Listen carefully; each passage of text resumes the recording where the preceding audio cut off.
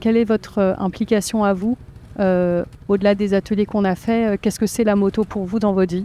Je pratique de la moto depuis 3 ans et demi et depuis, voilà, c'est devenu une passion pour moi. Maintenant, la moto, c'est plus, on va dire, à la mode, on va dire. On en voit beaucoup dans les quartiers. D'abord, c'était nos grands, ils en faisaient, on les regardait quand on était petits. C'est pas tout le monde qui aime la moto de la même façon. Il y en a, ils aiment la moto depuis qu'ils sont tout petits. Il y en a, c'est avec le temps. Il y en a, c'est parce qu'ils ont vu sur les réseaux.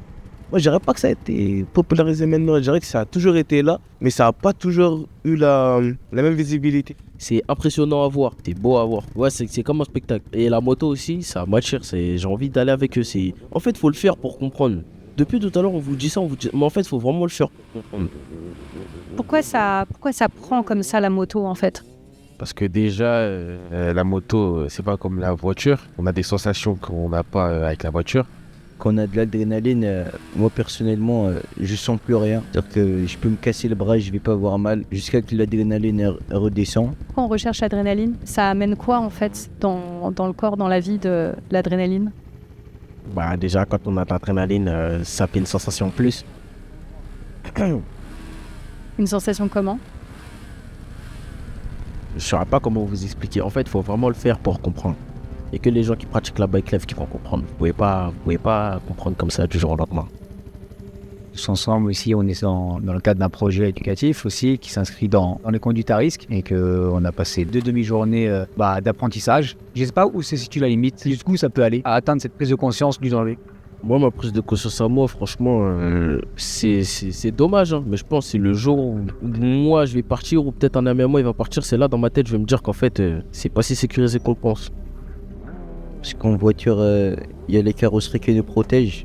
En moto, c'est nous et le bitume. Il y en a un qui a eu une hémorragie interne, il est décédé dans la nuit. Le lendemain, on s'est tous réunis. Et en revenant de cet hommage, il y en a un autre qui s'est craché. Et lui aussi, il est décédé. Donc ça a fait un mort le vendredi, un mort le samedi. Perdre un ami avec qui t'as grandi dans un accident de moto, c'est triste quand même. T'as un truc qui va vite dans les mains. T'as envie d'accélérer, mais dans tout ça, tu sais qu'il y a des risques. Tu sais qu'au bout de cette vitesse-là, si tu ralentis pas à ce moment-là, c'est soit le coma, soit la mort.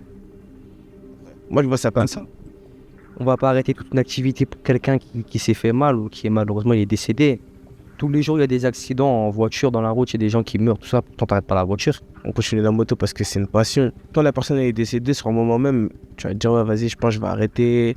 Je sais pas, tu vas descendre, tu vas voir ta moto, tu vas te dire, non, en vrai, je suis obligé d'aller en faire. Je m'adresse surtout à la mairie et à l'État parce qu'ils font pas beaucoup de terrain. C'est pour ça que maintenant, nous et les autres personnes, on fait de la moto un peu partout, du cross bitume, à la cité, etc. C'est qu'on n'a pas de terrain fermé pour en faire. Nous, on s'est mis sur le bitume. On sait que c'est interdit, on sait que ça peut poser problème, mais voilà, on fait avec. On essaye d'aller dans des terrains, des choses comme ça. Toute l'année, on va voir la mairie, on dit, ouais, faites des terrains, ils veulent pas nous écouter. Moi, quand je fais de la moto, personnellement, je me dis, j'ai passé une bonne journée. Même si, je sais pas, dans ma journée, c'était bizarre. Là, j'ai fait de la moto, j'ai passé une bonne journée. La moto, ouais, c'est assez spécial.